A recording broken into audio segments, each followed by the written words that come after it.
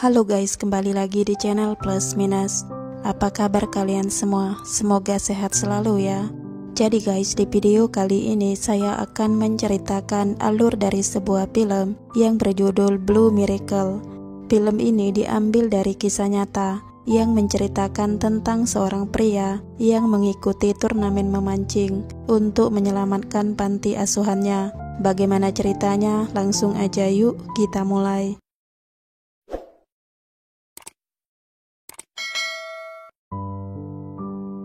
Film diawali dengan seorang pria yang bernama Omar yang bermimpi sedang memancing bersama ayahnya. Tak lama kemudian Omar pun terbangun dan mendapat kabar kalau salah satu anak asuhnya menghilang. Mendengar itu, Omar langsung bergegas untuk mencari anak asuhnya itu. Singkat cerita, Omar berhasil menemukan anak asuhnya. Anak asuh Omar ini bernama Tweety. Setelah menemukan Tweety yang tertidur di tepi pantai, Omar langsung membawa Tweety pulang.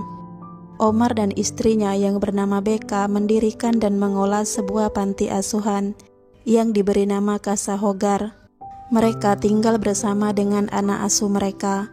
Anak asuh mereka berasal dari berbagai macam latar belakang, baik itu ditinggalkan orang tua mereka maupun anak-anak jalanan yang terlantar.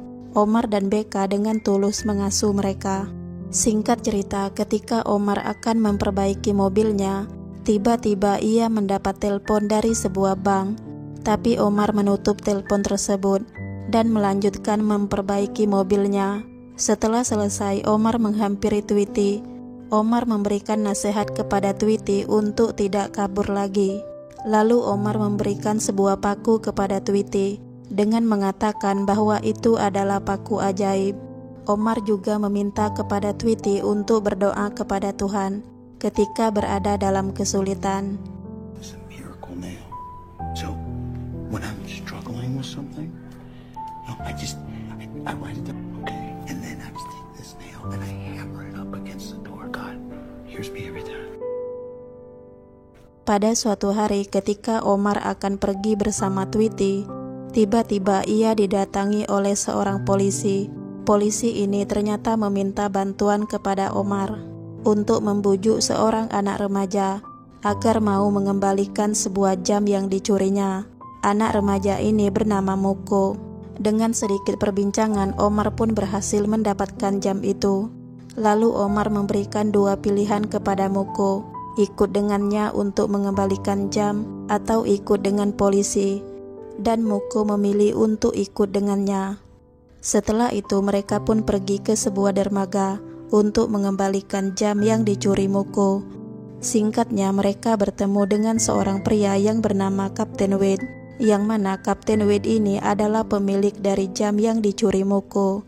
Omar mewakili Muko mengembalikan jam itu dan meminta kepada Kapten Wade untuk memaafkan Muko. Tetapi Kapten Wade marah dan menyuruh mereka untuk pergi dengan alasan badai akan segera datang. Singkat cerita, Omar meminta kepada anak-anak asuhnya untuk bersiap-siap karena badai akan datang. Omar meminta bantuan kepada mereka untuk menumpuk karung pasir di sekitar rumah untuk menghindari banjir. Namun sayang, keesokan harinya tempat tinggal mereka tetap terkena banjir. Watch out for the glass, guys. Pada hari itu juga Omar menerima telepon dari bank yang memintanya untuk segera melunasi hutangnya. Karena hal tersebut, Omar meminta bantuan kepada salah satu kenalannya yang bernama Wayne untuk berbicara kepada pihak bank agar bisa menambah jangka waktu pembayaran hutangnya. Omar memiliki hutang sebanyak $117.000.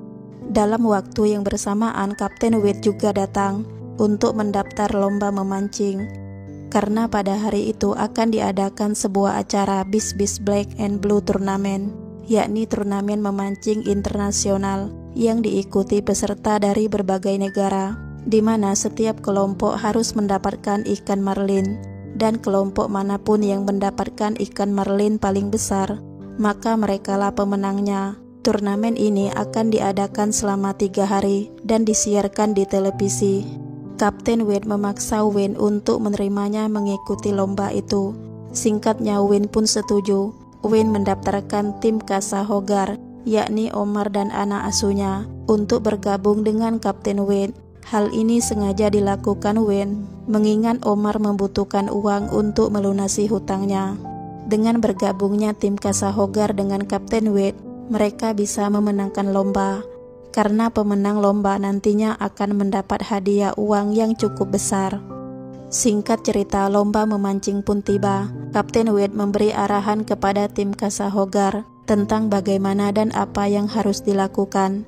Untuk hari pertama ini, Kapten Wade memerintahkan Omar untuk menarik senar jika ada ikan yang menyambar umpan mereka. Namun Omar menolaknya dan mengusulkan salah satu anak-anak saja yang menarik senar itu. Dan Mokola yang terpilih untuk menggulung senar pada hari itu. Kapten Wade memberikan semangat kepada mereka semua bahwa mereka harus mendapatkan ikan marlin yang paling besar dan mereka harus bisa memenangkan lomba.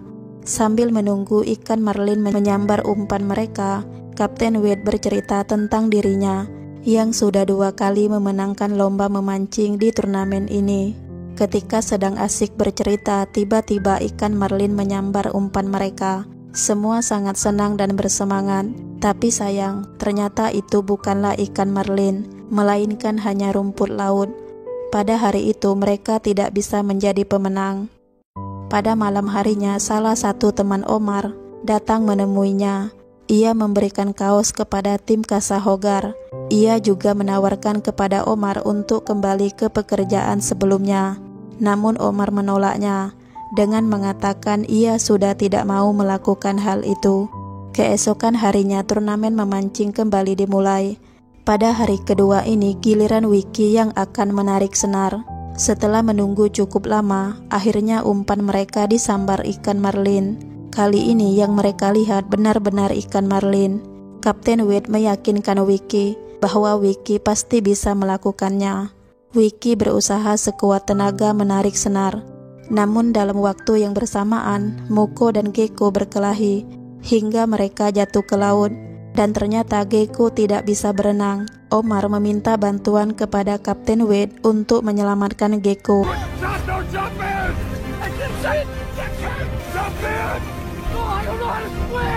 Di sini Kapten Wade dihadapkan pada 2 pilihan, yakni menyelamatkan Gecko atau mempertahankan ikan marlin.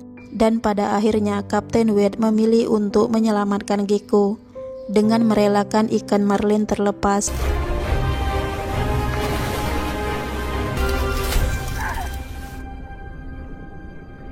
Lagi-lagi pada hari kedua ini mereka tidak bisa menjadi pemenang.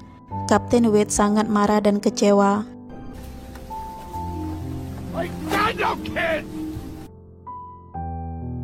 Pada malam harinya Becca mengatakan kalau pihak bank tidak memberi waktu tambahan kepada Omar. Becca juga mengatakan mungkin saja mereka akan kehilangan tempat tinggal.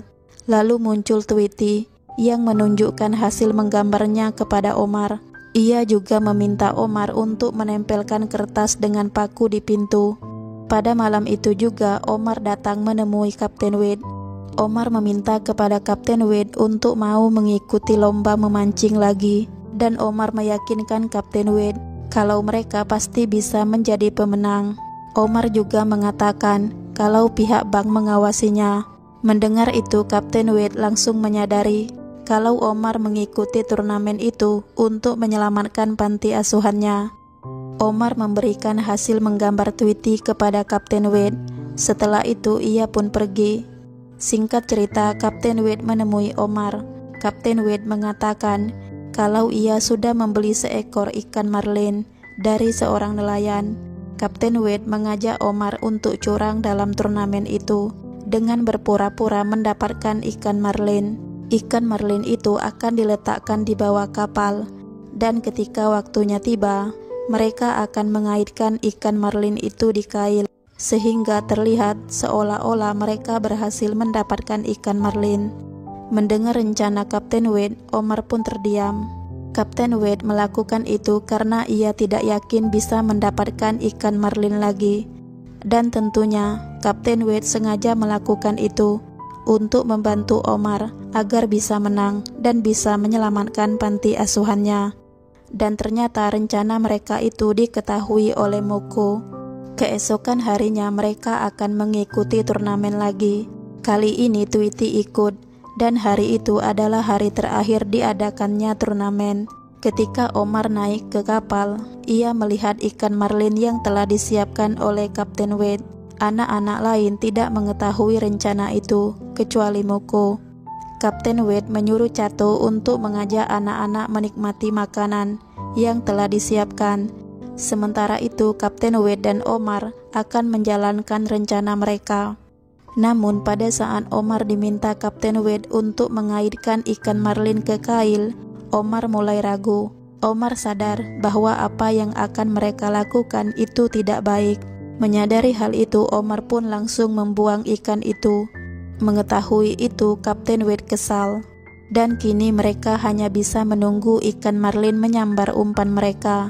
Sambil menunggu, Omar mengucapkan terima kasih kepada Kapten Wade dan Cato. Omar juga mengungkapkan keputusasaannya dengan berkata mereka tidak bisa mendapatkan ikan yang mereka inginkan, yang berarti mereka tidak bisa menjadi pemenang. Menyadari itu, anak-anak pun tahu itu berarti Omar tidak mampu membayar hutangnya, dan itu juga berarti mereka tidak memiliki tempat tinggal lagi. Mereka terlihat sedih karena mereka takut akan kembali hidup di jalanan. Melihat itu, Kapten Wade meminta kepada Cato untuk mengajak anak-anak memancing ikan kecil. Omar hanya bisa termenung, lalu ia melemparkan paku yang pernah ia berikan kepada Tweety. Tak lama kemudian terdengar ada suara yang menarik senar pancing mereka. Dan benar saja, umpan mereka disambar oleh ikan marlin. Kali ini Omarlah yang akan menarik senar. Kapten Wade langsung meminta Cato untuk memberikan informasi itu kepada panitia lomba. Sementara itu Omar terus menarik senar. Butuh tenaga yang kuat untuk bisa menariknya. Semua orang di kapal memberikan semangat kepada Omar. Omar sempat ingin menyerah karena merasa tidak mempunyai tenaga. Namun Kapten Wade memberikan semangat agar Omar terus berjuang demi anak-anak panti asuhan Casahogar. Mendengar itu, Omar kembali menarik senar. Ia berusaha sekuat tenaga.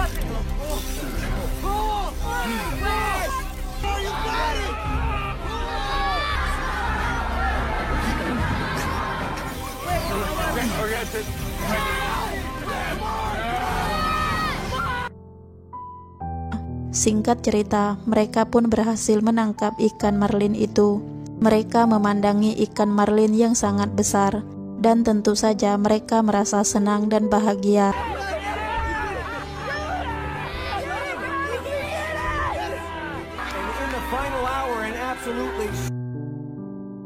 Singkatnya, pada hari itu mereka berhasil memenangkan lomba. Itu berarti Omar dapat melunasi hutangnya pada bank. Dan itu juga berarti panti asuhan Casahogar akan tetap ada. Mereka bersorak penuh rasa senang dan bangga.